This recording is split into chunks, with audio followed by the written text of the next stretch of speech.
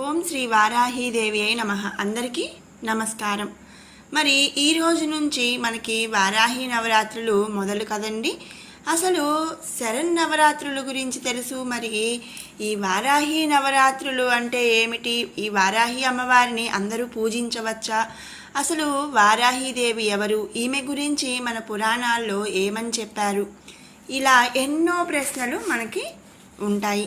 ఈ ప్రశ్నలకు సమాధానం ఇప్పుడు మనం ఈ వీడియోలో తెలుసుకుందాము. వారాహి నవరాత్రులు ఎప్పుడు జరుపుకుంటాము అనే విషయం ముందు తెలుసుకుందాం. ఆషాఢ మాసం ఆరంభంలో మొదటి 9 రోజులు అంటే శుద్ధ పాడ్యమి నుంచి శుద్ధ నవమి వరకు 9 రోజులు కూడా వారాహి నవరాత్రులు జరుపుకుంటారు. ఆశ్వీజ మాసంలో వచ్చే శరన్నవరాత్రులు, మాఘమాసంలో వచ్చే మాఘ గుప్త నవరాత్రుల్లో 9 రోజుల పాటు కూడా అమ్మవారిని ఎలా అయితే పూజిస్తామో అదేవిధంగా ఆషాఢగుప్త నవరాత్రుల్లోనూ 9 రోజుల పాటు వారాహి అమ్మవారిని పూజిస్తారు. అయితే ఈ నవరాత్రులు అందరూ చేయొచ్చా?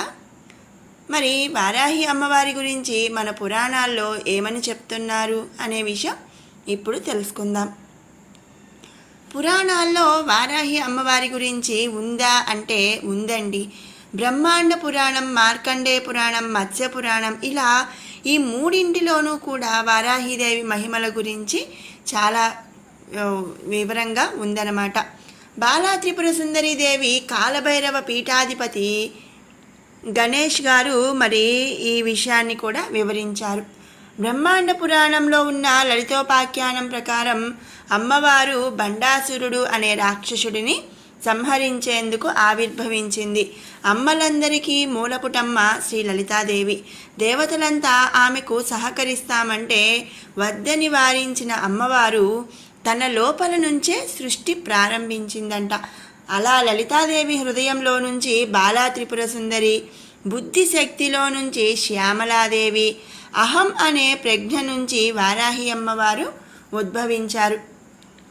లలితాదేవికి వారాహిదేవి సైన్యాధ్యక్షురాలిగా నియమించగా అప్పుడు ఆమె విషంగుడు అనే రాక్షసుడిని సంహరించింది. మార్కండేయ పురాణం ప్రకారం దేవీ మహత్యంలో వరాహస్వామి నుంచి బయటకు వచ్చిన శక్తి వారాహి శక్తి అని చెప్తారు. ఇక చండీ సప్తసతిలో అమ్మవారి గురించి ఉంది. రాక్షస సంహారం కోసం లలితాదేవికి దేవతలంతా వారి వారి శక్తులను ఇచ్చారట. బ్రహ్మదేవుడు సరస్వతిని బ్రాహ్మీ రూపంలో, శివుడు పార్వతీదేవిని మాహేశ్వరి రూపంలో, కుమారస్వామి కౌమారి రూపంలో, విష్ణువు వైష్ణవి రూపంలో, నారసింహుడు ప్రత్యంగిరీదేవి రూపంలో శక్తులను లలితాదేవికి ఇచ్చారు. వీరినే సప్తమాతృకలు అంటారు. అమ్మవారి ఖడ్గమాలలో ఈ పేర్లన్నీ కూడా మనకు వరుసగా ఉంటాయి. హిరణ్యకశిపుడు సోదరుడు హిరణ్యాక్షుడు అమ్మవారిని ప్రార్థించి మృత్యువు లేని వరం ఇమ్మన్నాడు. నువ్వు తప్ప దేవతలు మనుషులు నన్ను చంపకూడదని కోరి వెనువెంటనే నువ్వు కూడా చంపకూడదు అన్నాడు.